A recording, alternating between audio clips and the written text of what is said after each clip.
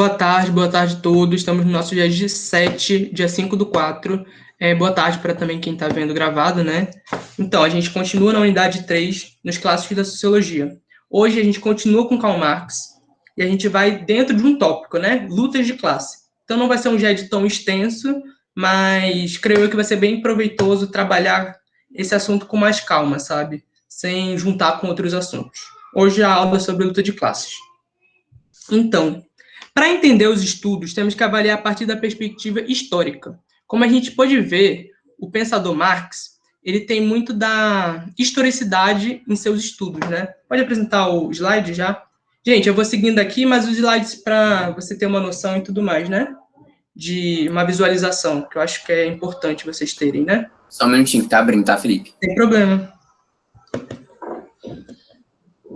E a gente sempre disponibiliza esses slides também, sabe?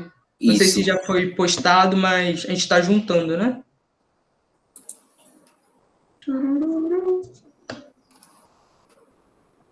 Só um minutinho, pronto. Pronto, luta de classes, aí mesmo. Aí pode passar já.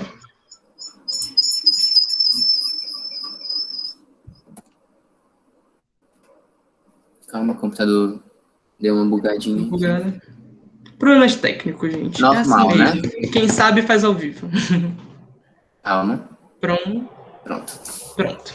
Tá, luta de classes e tal. Para entender Karl Marx, tem que entender a historicidade da sociedade. E por isso, para compreender os estudos, temos que avaliar a partir da perspectiva histórica. Então, a gente está falando de luta de classes. O que seriam essas classes sociais? Seriam frutos resultantes de um processo histórico. Então, a gente vai fazer uma pequena recapitulação, né, do que já foi visto nas aulas. Na Idade Antiga, existiam os patrícios e os escravos.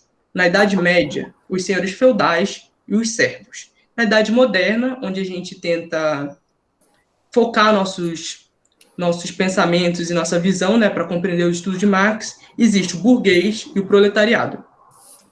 O que seria um burguês e o que seria o proletariado? Pergunto a vocês. Vamos aí, escrevam no chat, rapidinho. Vamos. Quem já está falando, quem não souber disso, gente, complicado, né? É agora hora de saber. O que seria um burguês e proletariado? Não me deixam falando sozinho. Classe dominante, classe dominada. Muito bem, Ariel. Só proletariado. Vende a força, patrão e trabalhador. Muito bem.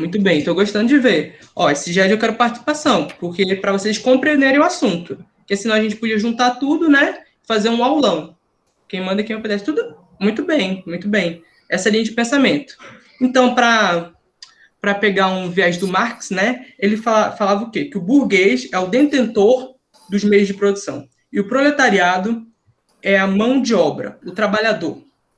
Logo, podemos observar que a sociedade humana é resultado de uma luta de classes. Como falar, né? Na Idade Antiga, na Idade Média e na Idade Moderna. Muito bem, aqui as pessoas se posicionando, né? Falando o Rafael falou aqui, burguês são os que possuem os meios de produção. O proletariado são os que trabalham nesse meio. Exatamente. Foi no ponto certinho. Logo, podemos observar que a história da sociedade humana é resultado da luta de classes. Entendeu? Esse paralelo, assim. Então, vamos lá. Marcado pelo longo processo de transformação, com desenvolvimento nas forças produtivas. A gente tem que lembrar de todos os conceitos já vistos até então. Todos os conceitos, todos os assuntos. Por isso eu acho bom vocês estarem anotando, pegando, porque são muitos paralelos que a gente vai pegando daqui para frente. E como tem que ser. Lembra que tinha aquele negócio da dialética? Que ela sempre vai. É um movimento, né? Logo que é um movimento, não pode estar parado. Se está em movimento, continua se perpetuando essa ideia. Logo, esse processo de transformação esse processo de transformação vai desenvolvendo as forças produtivas. No caso, mudando essa relação de dominância, né, como vocês falaram. Não entre essas figuras de luta de classe, mas desses meios que eles tinham. Dos trabalhadores, dos servos, dos escravos. Vocês entenderam? Então, vamos seguindo, né? Voltando para a sociedade capitalista moderna, né, que é o nosso foco, que é a sociedade moderna, capitalista, existe uma dependência entre ambos, entre proletariado e burguês. Vocês podiam me falar, falando no microfone agora, ou digitando também que eu vou lendo, qual seria essa dependência entre eles? Vamos, gente. A dependência entre burguês... Vamos, Larissa, fale. O burguês, para ele ter o lucro, ele precisa do proletariado trabalhando. Exatamente, muito bem. Muito obrigado pela participação, Larissa. Mais alguém para complementar? É para essa linha certinha. A Larissa foi concisa no comentário de vocês, mas eu quero ouvir a voz de vocês, para ver que daí começa também a mais-valia, né? O acúmulo de excedente. Também. Também, mas, assim, eu quero falar... Vamos explorar nessa ideia. Qual seria a dependência entre eles? Não nessa questão da mais-valia, dessa exploração e desse lucro, mas como funciona essa dependência entre eles, Pedro? Eu acho que o trabalhador ele depende do burguês porque ele não tem capital para virar o burguês, entendeu? Tipo, para criar uma empresa, precisa ter dinheiro. E aí ele não consegue ganhar o suficiente para conseguir criar essa empresa. Então ele vai ter que sempre trabalhar, aprender o trabalho dele. E essa é uma dependência, porque ele não consegue sair dessa posição facilmente. Não é impossível, mas é muito difícil. Muito bem colocado, Suzane. Exatamente no ponto que eu queria. Os três estão certíssimos, tanto o Pedro, quanto a Larissa, quanto a Suzane. Mas é exatamente nesse ponto que eu queria falar. Segundo Marx, a burguesia cresce alimentando o proletariado, que seria, sendo que o trabalho é a origem da produção, e o proletariado tem uma suma importância no processo de produção, sendo uma relação que funciona marcada de reciprocidade e de antagonismo, porque um precisa do outro, por causa que o proletariado não é dono dos meios de produção, mas ele precisa que alguém trabalhe nesses meios, para ocorrer o lucro, né? Ter os bens que ele quer, né? E o burguês, ele não é 7, 20 operários. Ele precisa desses. Existe essa dependência, existe essa reciprocidade. Porém, eles têm interesses conflitantes, né? Então, esse antagonismo, essa luta, né? Porque, lembrando, classes sociais são frutos e resultados de um processo histórico. E esse processo histórico vai acontecendo a partir dessas reciprocidades, desses antagonismos. Entendeu? Mas a gente está voltado na fábrica, por quê? Porque a gente está estudando a sociedade moderna capitalista. Ok? Alguma dúvida? Algum momento? Se posicionem, falem-se agora, ou se calem-se para sempre. Então tá. O homem transforma a natureza e a si próprio ao longo desse processo histórico e ao longo desses meios de produção. Isso daqui a gente já falou várias vezes, né? Essa transformação da natureza, essa transformação dos meios, essa transformação de como explorar para ter os recursos, né? Então, vamos lá. Eu vou botar agora uma lupa, né? Para fazer uma crítica, né? Uma crítica que o próprio Marx constrói no pensamento, que ele fala. O indivíduo inserido na produção produzindo riqueza. Essa produção de riqueza, historicamente, gera um excedente.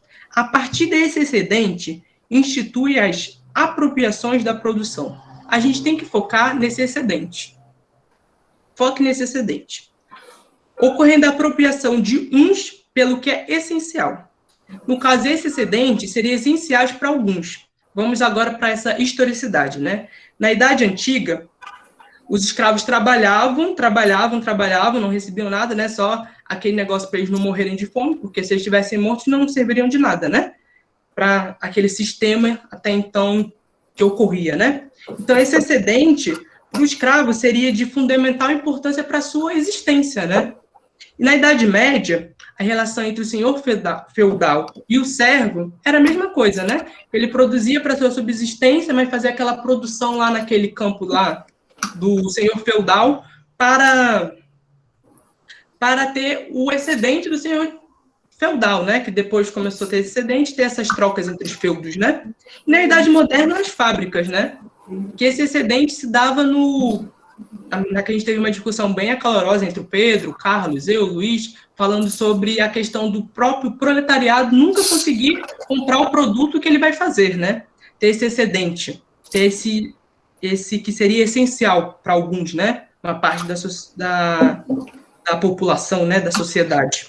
Essa distribuição social é desigual pelo tecido social. Então, alguns vão deter muito, aqueles que estão lá no topo, né? E a base vai deter bem pouquinho, entendeu? Essa relação. Alguma dúvida até aqui? Que isso vai ser fundamental e importante para a gente definir o que é a luta de classes. Tudo ok? Tudo ok? Você quer completar alguma coisa, Luiz? Ou tá de boa o ritmo? Não, é só rápido? para...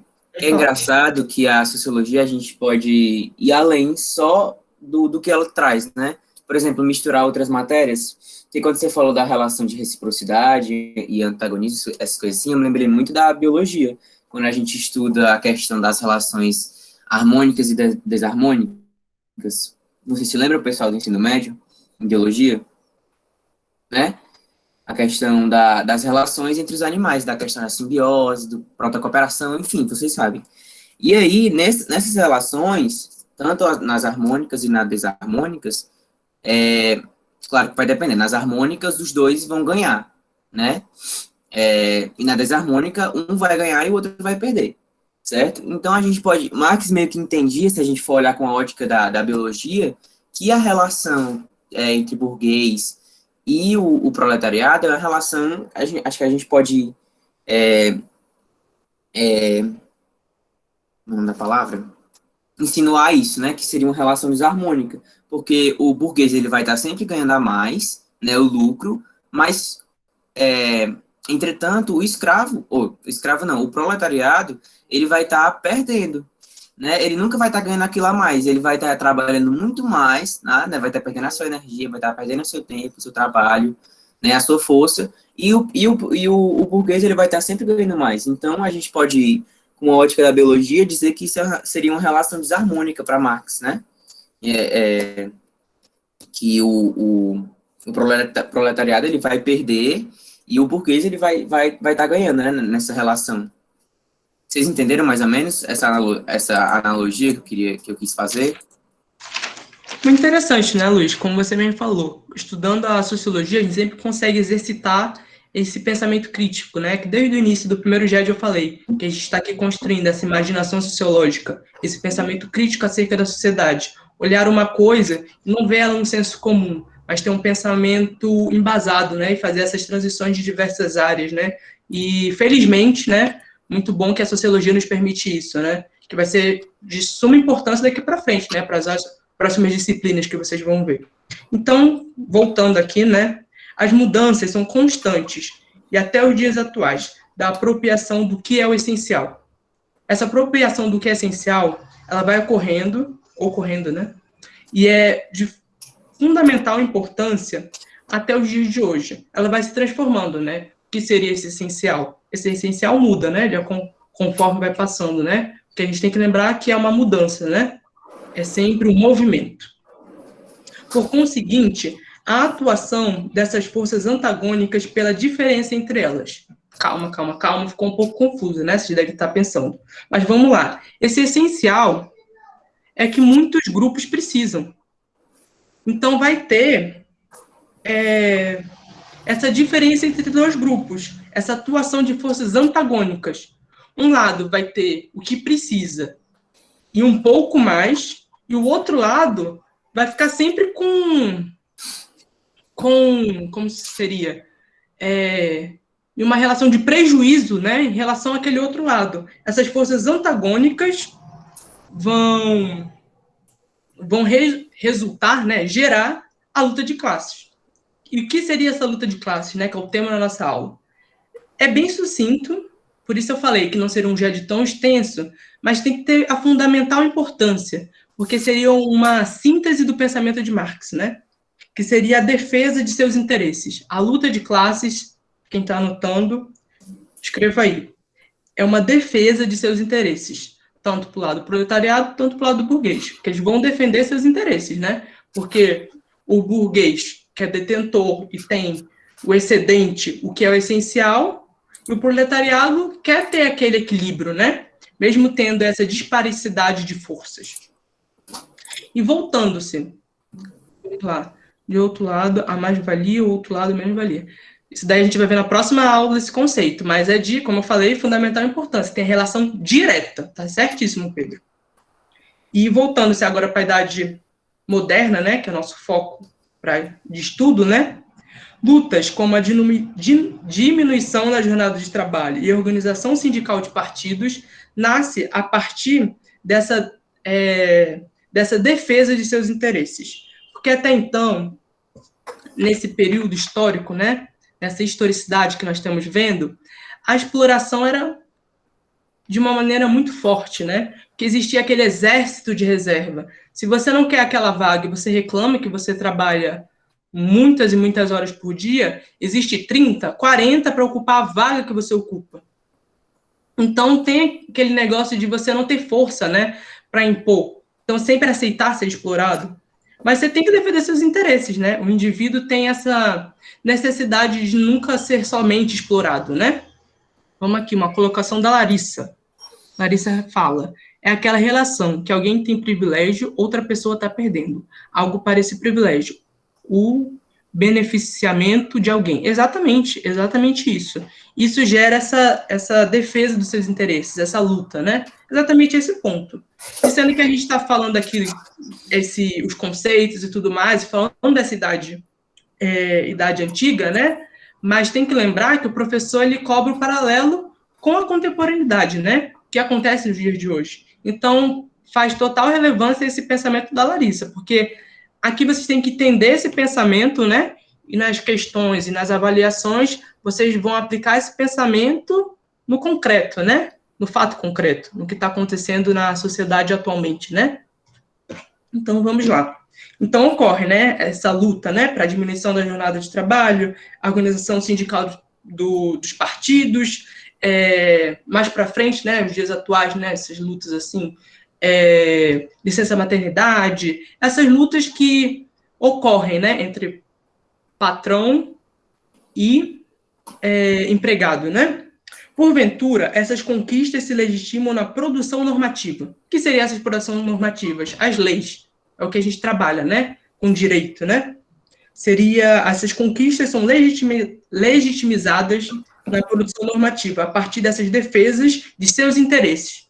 Tanto por um lado cedendo, e às vezes o outro. Você deve estar perguntando, mas por que, né, o burguês vai ceder para o proletariado? Lembra que a gente falou, lá no começo da aula, que mesmo tendo esse conflito entre eles, ocorre essa necessidade de um com o outro. Lembra que eu falei para vocês, perguntei para vocês, né? Por que essa necessidade do outro? Porque um depende do outro, entendeu? Porque vamos supor, se ocorreu, né, aqueles movimentos, daquelas explorações que eles quebravam todas as máquinas e saíam para não trabalhar e tudo mais, o Luiz já até elucidou, né, isso em algumas aulas, mas um precisa do outro. Então tem que ter ceder um pouco de cá e ceder um pouco de lá, senão as coisas não andam. Esse conflito de interesses é tanto de um lado quanto de um outro, né? Vocês estão conseguindo entender? Alguma dúvida, alguma colocação? Vocês estão calados. Tá tudo ok? Tudo ok? Obrigado, Larissa. O texto se fala muito de contradição, que é isso que você está falando aí. Existe uma contradição, né? Qual é a contradição aí? Precisam um do outro, né? Estão numa relação de um necessitar do outro, mas, ao mesmo tempo, com interesses antagônicos, né? Essa é uma palavra que aparece muito no texto de Marx, que é a contradição no seio do próprio sistema, né? Acho que essa é uma das coisas. E eu insisti em falar em mais-valia, embora seja da próxima aula, porque quando você fala que um ganha a mais e outro deixa de ganhar, na verdade, é o conceito já, né? Exatamente. Você vai ter que falar a mesma coisa quando entrar nesse conceito, porque o conceito é esse, mais-valia é isso, né? O burguês, o dono dos meios de produção, vai ganhar o excedente, o a mais, o que produziu a mais, né? E o produtor dos bens, né? O trabalhador braçal, no caso ali, né? O trabalhador da indústria, ele vai ganhar muito menos do que ele gera de riqueza. Ele gera de riqueza X, mas ele vai ganhar X menos alguma coisa. Ele não vai ganhar proporcional ao que ele gerou. Isso mesmo, Pedro, totalmente certinho. E eu pensando aqui, a gente, tipo assim, a gente dá a explicação do conceito, depois a gente dá o nome do conceito, né? Nossas aulas estão sendo construídas assim, porque a gente está fracionando, né, o pensamento e os tópicos, mas é tudo como se diz, é tudo junto, né? Esse pensamento. Como você mesmo falou, existe dentro do trabalho de Marx, né? Sempre falando dessas forças antagônicas, né? E todos esses conceitos e tudo mais. Ele não para e vai elucidar somente sobre um pontinho. Não, ele vai trabalhando as ideias em conjunto, né? Como é próprio proposto pela ideia dele de pegar essa ideia da dialética, né? Mas eu estou gostando que vocês já estão com isso em mente, né? E o bom, quando depois a gente dá o nome para o conceito que já foi trabalhado aqui, aí vocês falam assim, já sei aquilo, né? Que a gente já está explicando, porque uma coisa está conectada à outra. Mas voltando aqui, esses conflitos de interesses, na prática, são não propriamente uma guerra ou uma revolução. Porque você deve estar pensando, né? Luta de classes. Vai pegar e um matar o outro e tudo mais, mas sim, na realidade, no mundo real, né?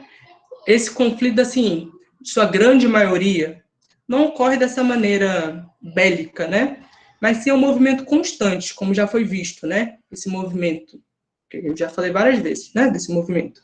Como já foi visto, e é permanente. Acontecendo esses conflitos, se dão no âmbito das ideias, lutando no campo político, que se reverbam em direitos a serem conquistados. Vocês entenderam? Alguma dúvida? Vocês entenderam, né? Que essa luta de classes, né, é um movimento constante, como já foi visto, logo permanentemente acontecendo. E esses conflitos se dão no âmbito das ideias. Luta no campo político, que se reverbam em direitos a serem conquistados, como, por exemplo, seguro-desemprego, né? Que é uma coisa conquistada para o trabalhador, né? Para o proletariado. Então, agora a gente vai fazer uma síntese do que foi a aula de hoje, uma conclusão, né? O que Marx queria falar sobre luta de classes. Vocês já entenderam o que é classe, você entendeu o que é luta de classes, você entendeu por que esse sentimento de angústia, né? Esse sentimento de combate, né? Caso desse ascendente, desses conflitos, né? Então, tem que ocorrer a passagem.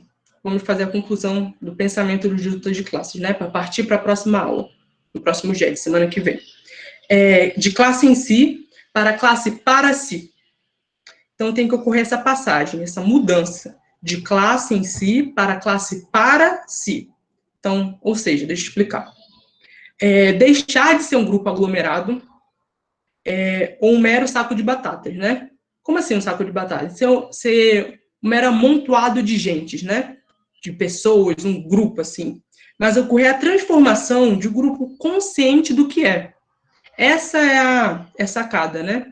Sendo que o livro dele, né, que ele falava, elucidava de luta de classe e tudo mais, tem a obra Capital, né, que é uma obra mais academizada, mas o Manifesto Comunista, né, que ele faz, né, tem aquela linguagem um pouco mais simples para ter aquela consciência do que é para todos, né, para ter essa difusão dessa informação.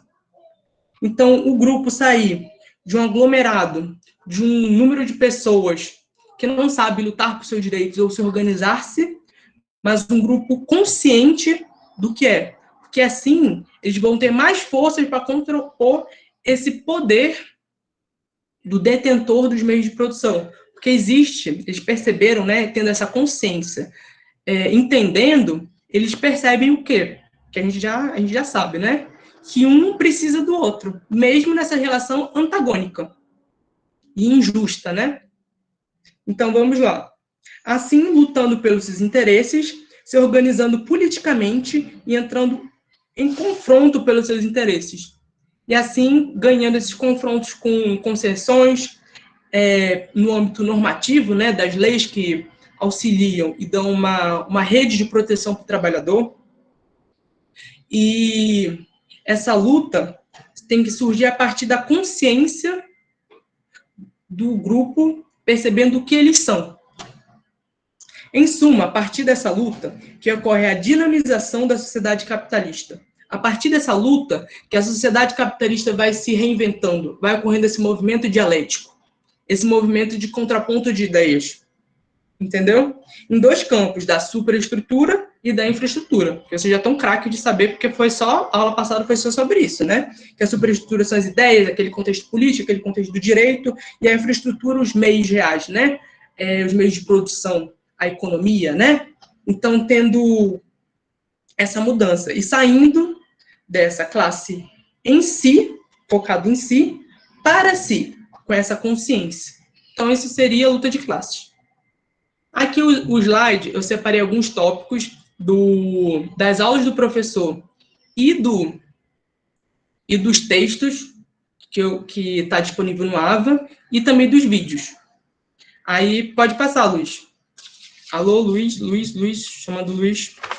Aí, agora a gente vai para as questões. Alguma dúvida, gente? Como eu falei, a aula de hoje ia ser sucinta, mas pegando vários contextos do que vocês já viram e vários conceitos que a gente vai trabalhar. Então, quando a gente chegar aqui semana que vem, muitas coisas já vão parecer, sabe, quando você já viu aquela coisa, você já entendeu, vocês vão ter essa sensação, porque a gente está trabalhando dessa forma. Muito bem, obrigado, Larissa, sempre aqui, né, no GED. Mais alguém, alguma dúvida, algum momento, que agora a gente vai para as questões. Felipe, antes de passar para as questões, eu só queria fazer um apontamento aqui, que o que é que a gente precisa entender sobre Marx? Qual é, pessoal, assim, a finalidade de tudo isso? Será que é só fazer uma beliscadinha, uma acidez, uma crítica ácida ao capitalismo? Será que é só isso que Marx propunha? Qual é a finalidade, assim? Qual é o cerne? Será que é? O que é que tem por dentro dessas ideias de Marx? Será? O que é que é? Qual é o objetivo principal dele, assim, com tudo isso? O que é que vocês acham? Uma luta de classes, levantar, dar importância ao trabalhador, o que é que ele quer fazer? O que é que vocês acham?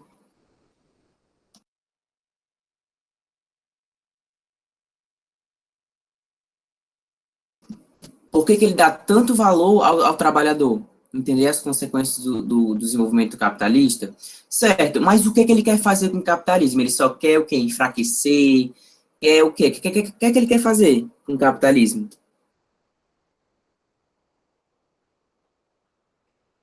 Uma vida mais justa? Será que ele está pensando nos trabalhadores mesmo? Será que ele é solidário? Será que ele é caridoso com os trabalhadores? Um mundo mais justo com a distribuição das riquezas? Será que é isso que ele estava pensando?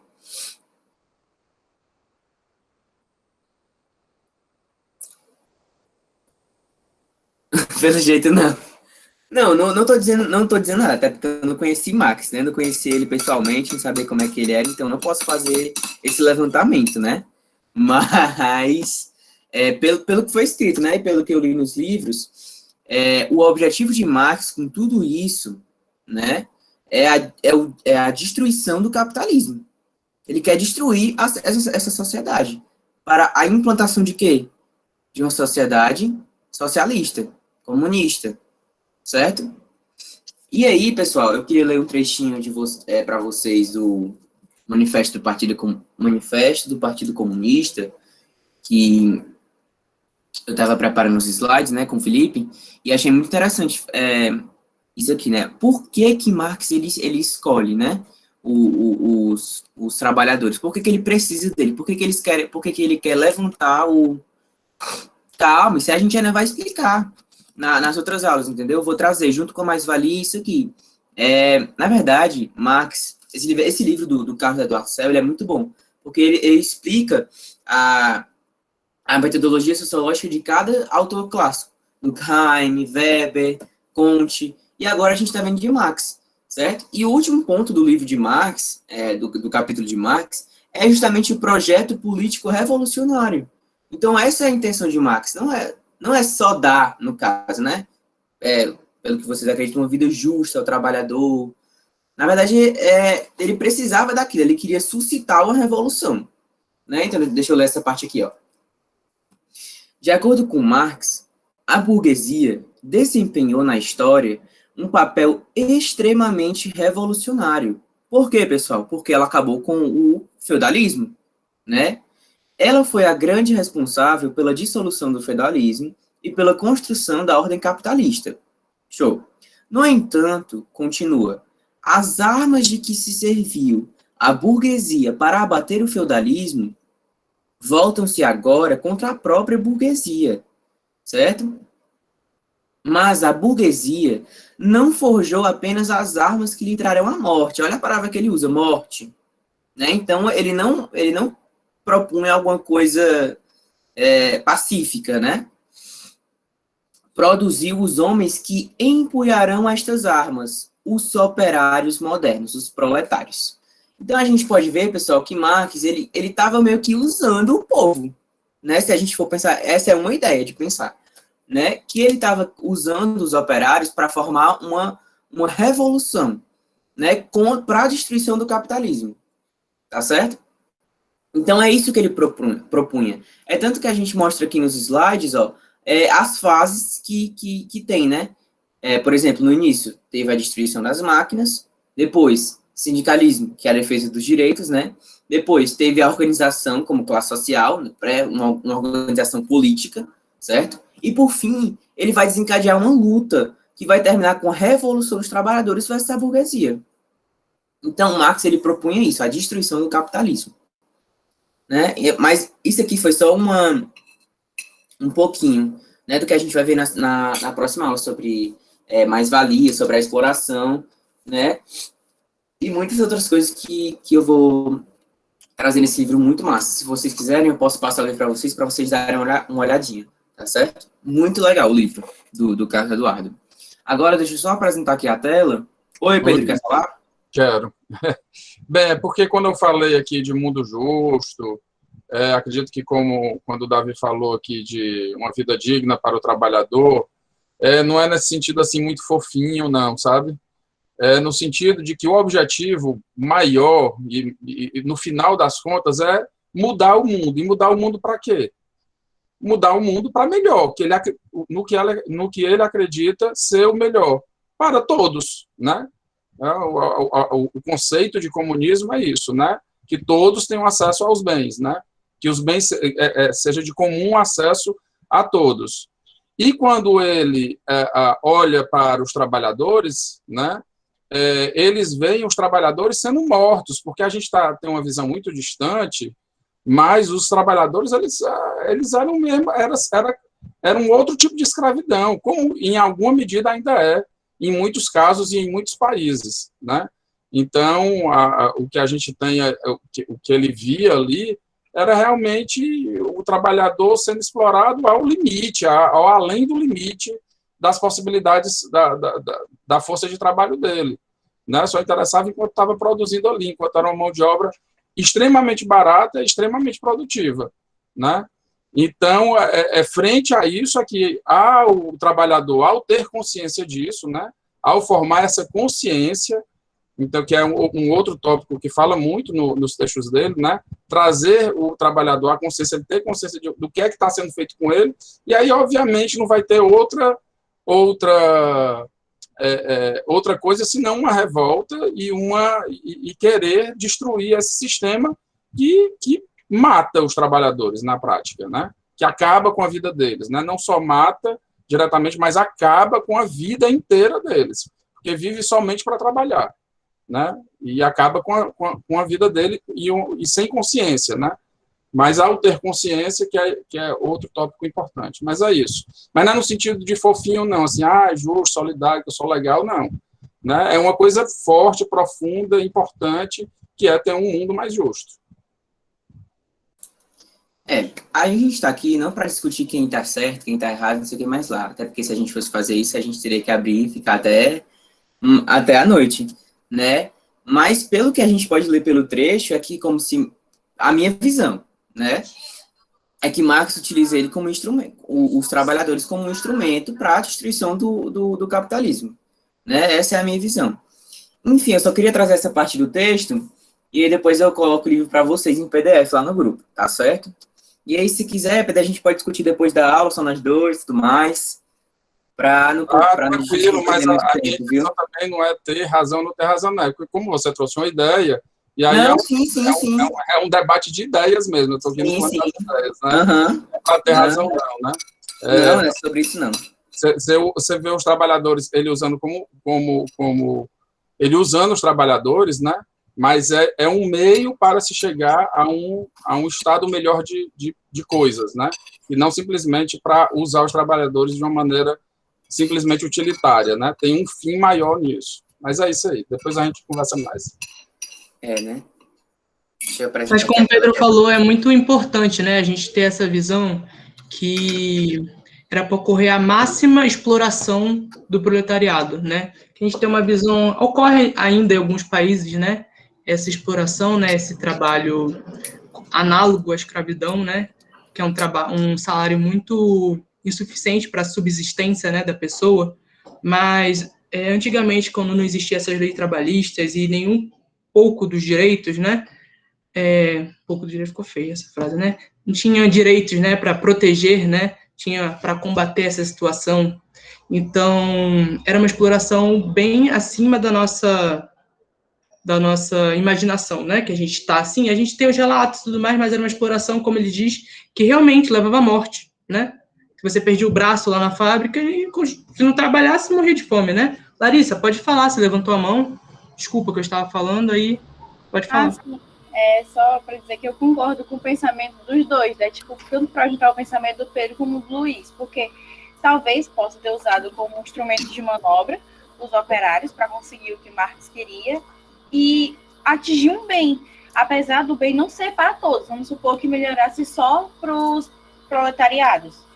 A gente já sabe que era bom para os donos para os burgueses, já era bom a situação deles. Então, iria melhorar para um lado, não ia melhorar para todo mundo, até porque não tem como. Porque a partir do momento que você melhora um, o outro que já está bom vai subir mais ainda, e nunca vai ter um equilíbrio entre os dois, né? Então, eu acho que dá para juntar os dois pensamentos. Exatamente, certinho. E é isso mesmo, gente. Vocês não, assim, vocês têm que entender o conteúdo, né? Porque o conteúdo é mas a perspectiva que você vai ter acerca desse conteúdo, o pensamento crítico que você vai ter, você pode concordar com o Luiz, ou com o Pedro, ou fazer uma cita dos dois, ou não concordar com nenhum dos dois, ou ter sua própria opinião, que aqui a gente não tá para moldar a opinião de vocês. Vocês têm que entender o conteúdo, os conceitos e o pensamento. Mas você desenvolve sua concordância, sua discordância, sua própria análise a partir do pensamento de vocês, como está sendo colocado aqui, né? Muitas vezes, né? Pelo Carlos, pela Larissa, pelo Pedro, pelo Rafael, e assim mesmo, gente, porque só assim vocês vão aprender. Porque essa matéria, vocês podem falar, gente, estou aprendendo sociologia, mas eu estou fazendo direito. Eu tinha um pouco disso quando eu estava fazendo, né? Que eu entrei no primeiro semestre, eu queria ver penal, constitucional, fazer processo, fazer petição inicial, fazer essas coisas todas, né? Que a gente já entra nesse gasto. Mas para ter essa do diálogo, do debate, de conversar e ter esse pensamento, né? De ser operadores normativos do direito e ter essa noção, a gente tem que construir esse nosso pensamento a partir da nossa visão de mundo e a partir do que já foi passado, né? Então, eu estou gostando de ver. Sempre Pedro se colocando, a Larissa se posicionando, ela sempre posicionando no chat, né? Agora falando, estou gostando de ver. Muito obrigado pela participação de todos, né? E, gente, quem quiser falar, só podem falar, né? Que a gente já vai para as questões. Né, Luiz? Quer concluir as questões de Sim, hoje? estava só esperando você terminar de falar para a gente apresentar aqui a tela. Isso que vocês estão discutindo, eu acho que outra questão também é aquela frase, né, de tipo, o opressor ele não quer deixar de ser ou o oprimido não quer deixar de ser oprimido, ele quer se tornar o opressor. E eu acho que isso é muito cabível aqui também, tipo, o sonho eu digo assim, no geral, né, enfim, o sonho do proletariado é virar burguês, não deixar de ser proletariado.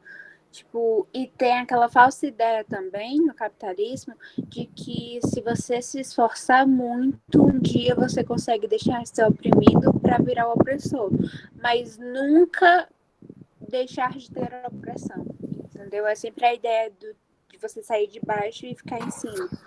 Tanto que tem muita essa ideia, por exemplo, quando tem hierarquias numa empresa, por exemplo, o funcionário, ele, vamos dizer assim, eu vou botar assim, mas não é exatamente isso, a palavra não é exploração, mas eu vou botar essa porque eu não estou conseguindo pensar em outra melhor agora. Vamos dizer, o funcionário é explorado pelo chefe, mas ele é chefe de outra pessoa, e em vez de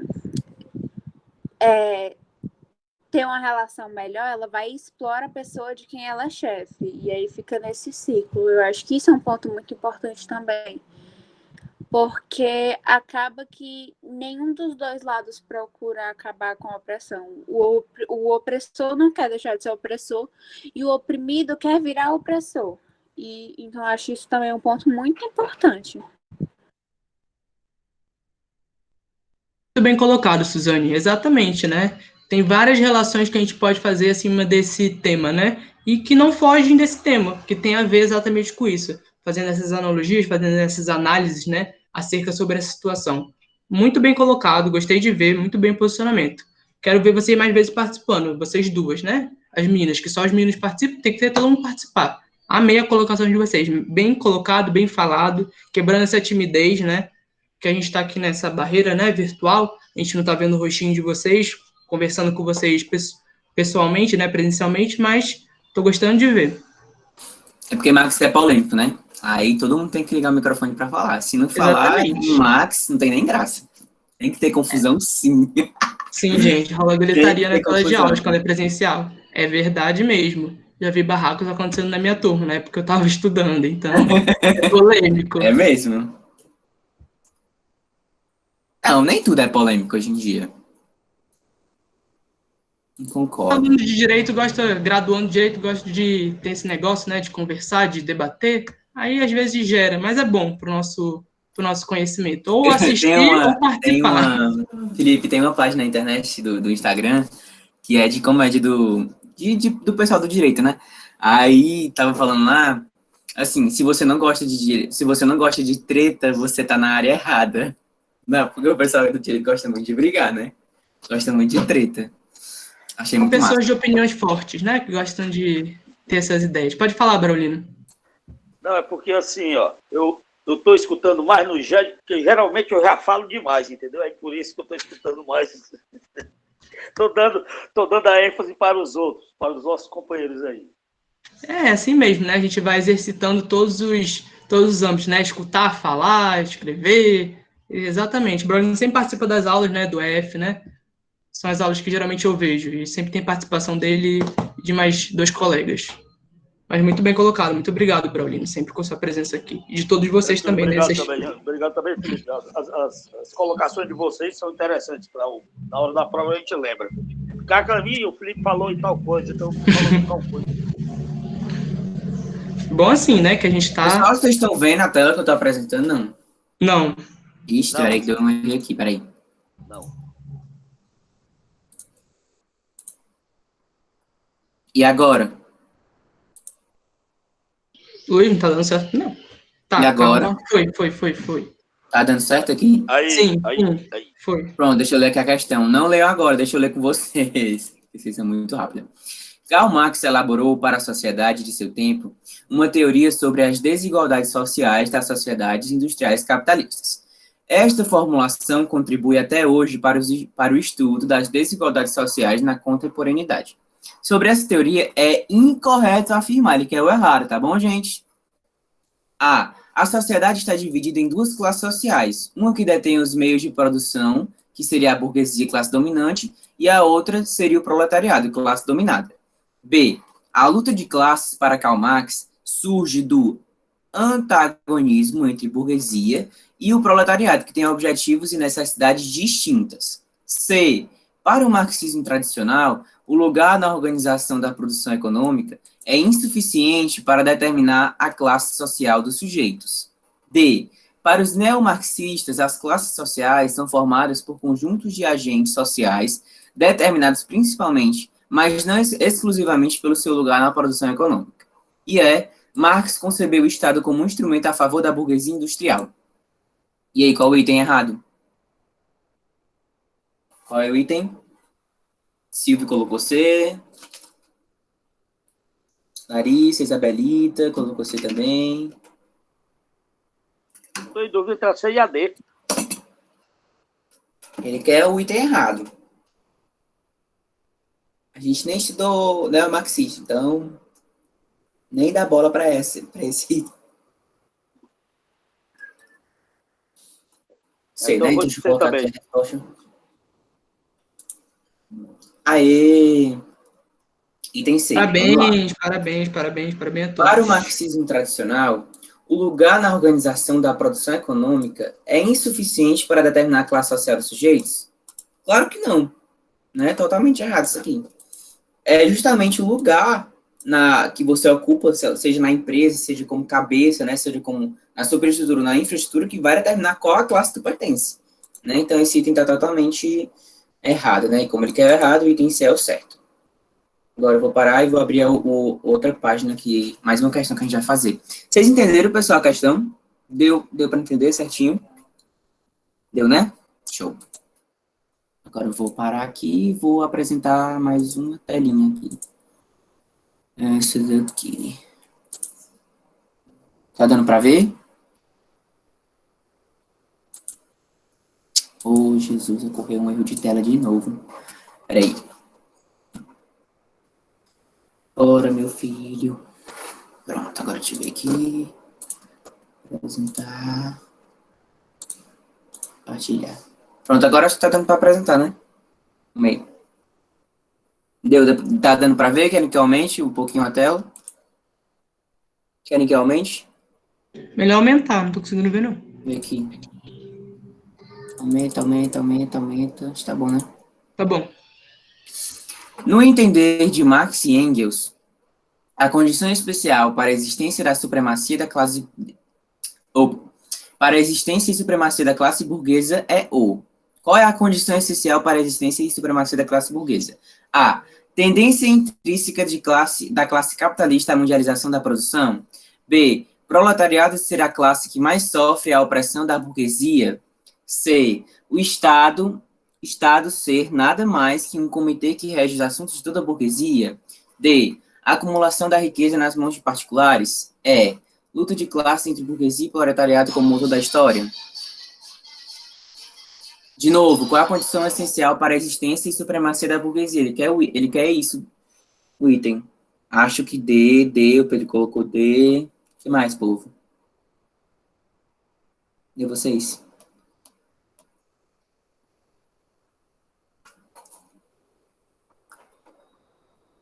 Silvio colocou D. Tá dando para enxergar, povo? Tá, né? Tá. Arthur, Braulino, Suzane. Na realidade, é acúmulo de riqueza, né? Eu acredito que seja, né? Vamos ver agora, né? Enxergo e entender. Pode marcar, pode responder já. Aí, parabéns, você acertou. Parabéns. Querem ver o comentário da questão? Vou mostrar para vocês o comentário da questão. A condição... Ó, ele pegou essa resposta do trecho do Manifesto Comunista, tá bom? Do Marx e do Engels. Então, tá fundamentado. A condição essencial da existência e da supremacia da classe burguesa é a acumulação da riqueza nas mãos dos particulares, a formação e o crescimento do capital. Fechou, não tem o que discutir, né? É o próprio livro dele que traz isso. Então, essa é a condição para que a burguesia exista, né?